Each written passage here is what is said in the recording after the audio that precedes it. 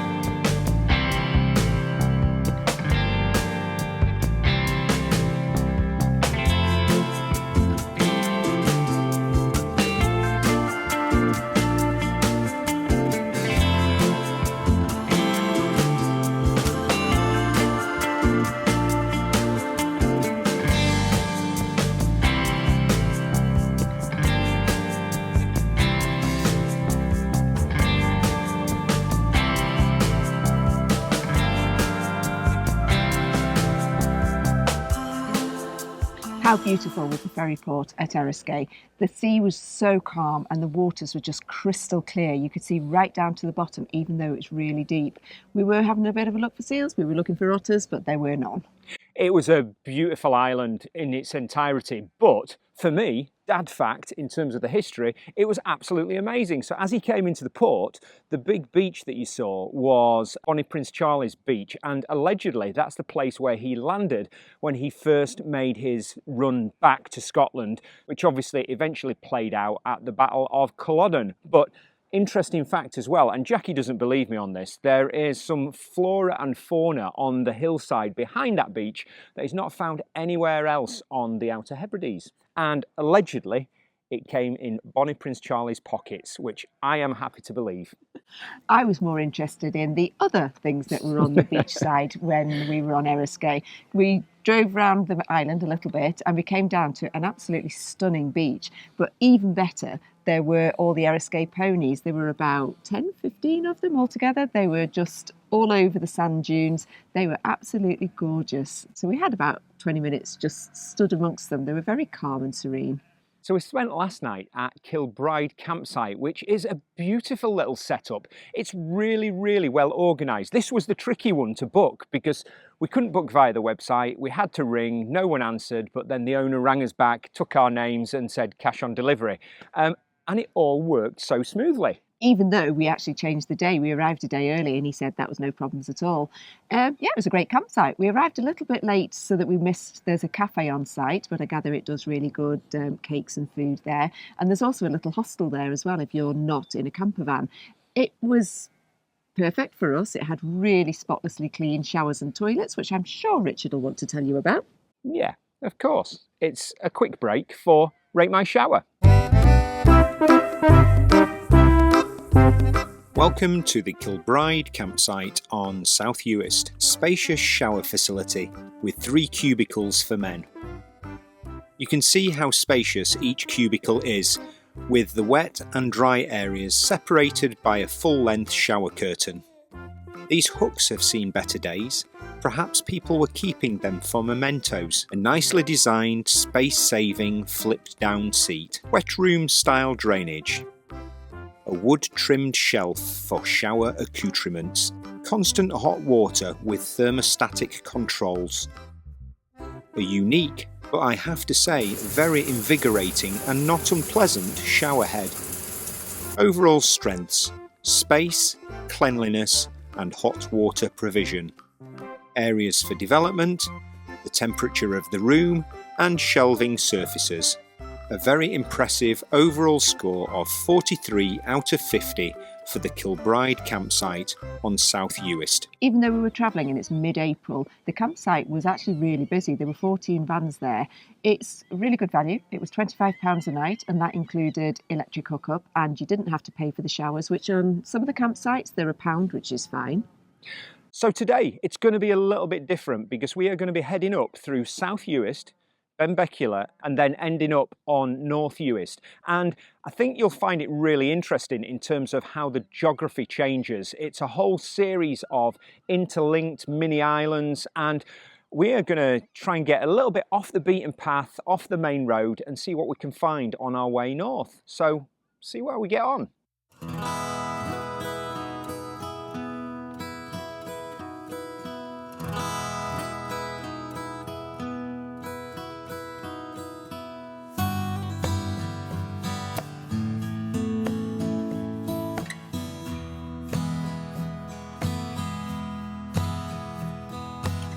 If you remember, we said on our planning video, if you see a co-op or if you see a community shop, you need to stop and stock up because they are quite few and far between.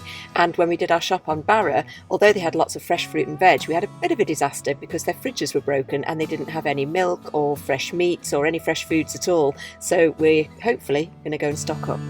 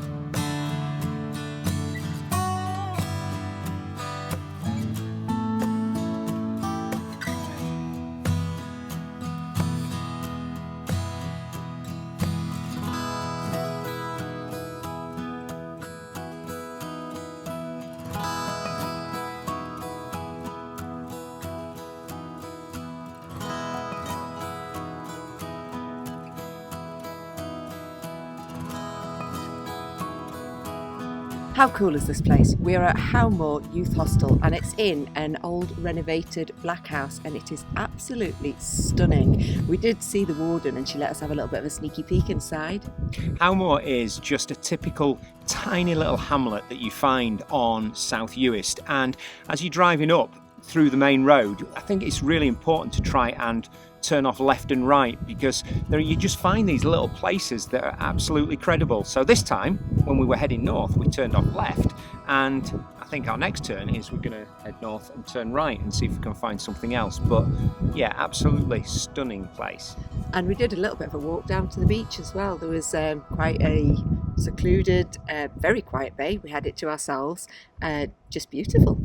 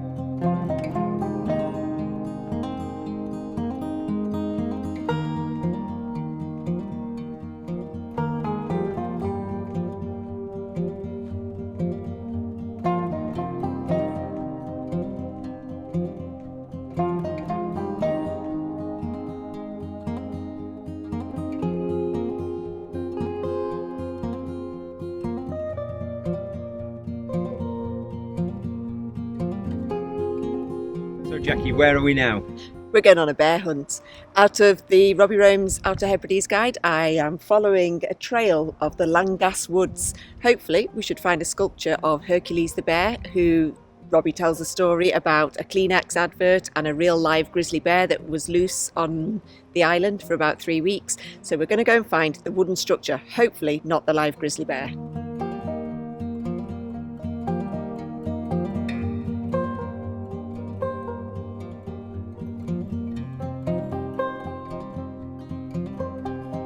I found him!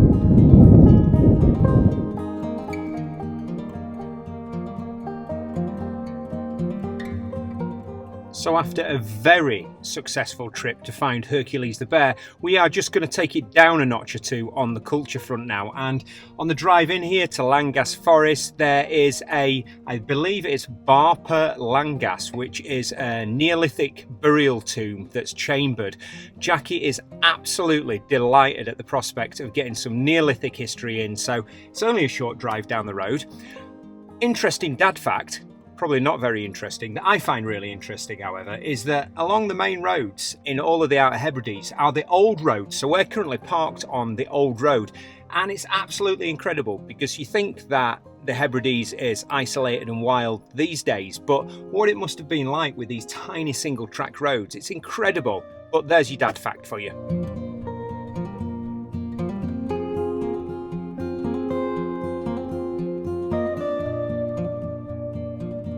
Not sure whether the sound will pick up on this, and I don't know whether I'm a little bit gutted or not, but how can you be gutted when you're sat on the mound of a Neolithic tomb? Unfortunately, it's had a bit of a cave-in, so we're not allowed to go in there. But just for the camera jacks, how much do you absolutely love Neolithic history? Oh, I live for Neolithic history.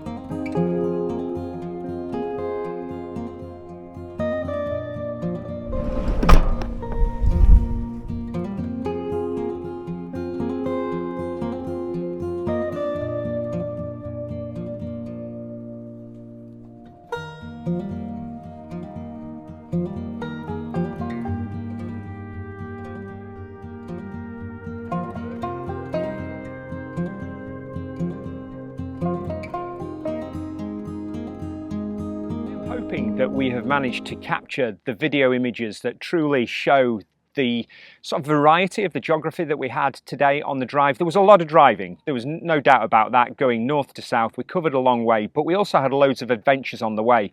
The geography at times was so interesting in the fact that you didn't really know whether you were on a bridge, whether you were on a causeway, whether you were on an island, and a vast expanse of South Uist particular seems like it's only maybe 1 or 2 meters above the sea. So with the tides, that sort of view and the vista just changes all the time. I found it dead interesting. It was lovely to drive, and we had a great day. We did. At one point we went across to find an old ruins of a port, and that was in quite a mountainous area that's a bird reservation, which was really pretty as well. We didn't see any eagles that day, which is a bit sad, but it was beautiful. And then we had a night at probably one of our favourite park-ups that we've ever stayed at in Nelson in his 800 Nights, which is at Clachan Sands. This was our third visit there. We found it originally on Park for the Night or Park 4 Night app, and it used to stay on the cliff tops above the beach. The sea is just so blue, and when the tide goes out, it goes out for miles, and the beaches are just so long and sweeping, and you can walk to 2 beautiful beaches from there. It is actually changing. The farmer's daughter is developing it as a campsite, so they're just waiting for the last little bits of planning approval, and it's going to be a 25 pitch campsite. It will finally have some toilets and showers down there. It's a really great spot, so this will be the last summer that it will be a park up. It is £15 a night. Some people might say that's really expensive, But for the view that we had, and for the beautiful night that we had, and the sunrise, and the cows with their calves at night, and the lambs that greeted us in the morning, it was the best £15 we'll have spent. It's just an absolutely magical place, and you know, we could perhaps all get grumpy about the fact that it's going to a campsite, but we see it as a really positive thing, that locals are looking to embrace tourism. They're looking to take advantage of extra ferries that are coming in the next sort of 18 months or so, and it is just a stunning location. And if they're willing to invest and put facilities into that, I think we just need to back them all the way, because it is beautiful. On a slight aside, just to show how wild it is, and obviously there were the cows, there were the calves, there were the sheep and the lambs, there was the farmer driving around early in the morning, which was fantastic. He dropped off a little gift for us, which is something that he just found in the dunes. We're lucky that we didn't see this bad boy before he dropped this antler, but this is going to sort of stay as like a coveted memory of Clachan Sands. So today, we're heading up to the next little island of Berneray, which is where we're getting our ferry from, very early in the morning. It's a really lovely little island. It is Sunday. There is a shop there, and we were hoping we could stock up on some bread, but I don't think the shop will be open. And we have got another nice park up planned. But yeah, as Jackie says, we've highlighted a little park up that runs on an honesty box system, and the major advantage of that is it's 5 minutes drive from the ferry terminal, which is going to be a early start the following day. So let's have a look and see how we get on, and hope the weather holds today.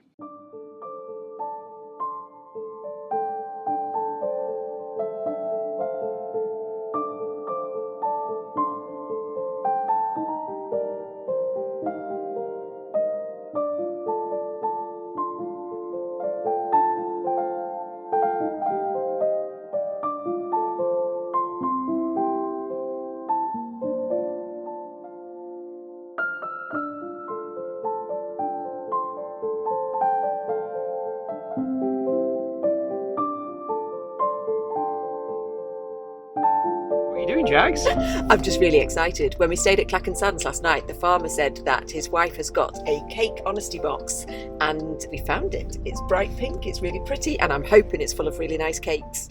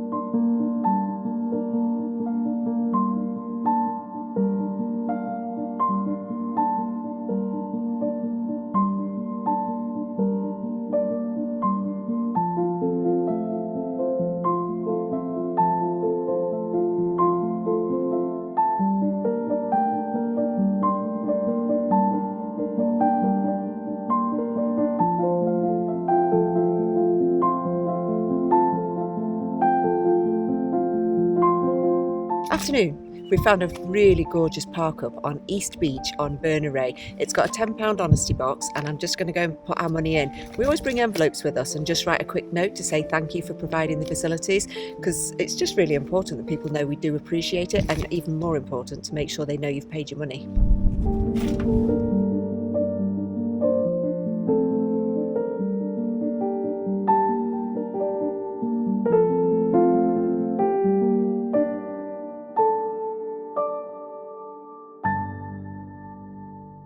Morning. Morning. It's 6:30 and we are waiting at the ferry terminal to catch our ferry over to Harris, ready for the next part of our adventure. We're at the start of week 2. It feels really early, and It is. The ferry runs a really strange timetable because it's entirely tide dependent, so we really had no option apart from getting this one. We had a wonderful camp last night, just out in the wilds at an honesty box place, which was just fantastic. Yeah, we were at East Beach on Berneray, and the views from the van were just stunning. Again, I keep using the word stunning, but that's all we can say about all of these different places that we've been to. Every time we come across a new beach, it just feels even more beautiful than the last one. And I think West Beach on Berneray that we did earlier in the day just sums that up. We would very definitely, I think, getting to the point where we thought we were maybe on beach overload and it just could not get any better, but it just keeps getting better. West Beach was just an absolute mammoth beach, and it was great because it was stormy skies as well. We weren't entirely sure whether we were going to get drowned out by a storm coming through, but yeah, what a place. Berneray, it feels pretty isolated, and it is pretty isolated, and in a minute you'll hopefully see how small the ferry is to get us across to Harris, but we'll catch you in a bit.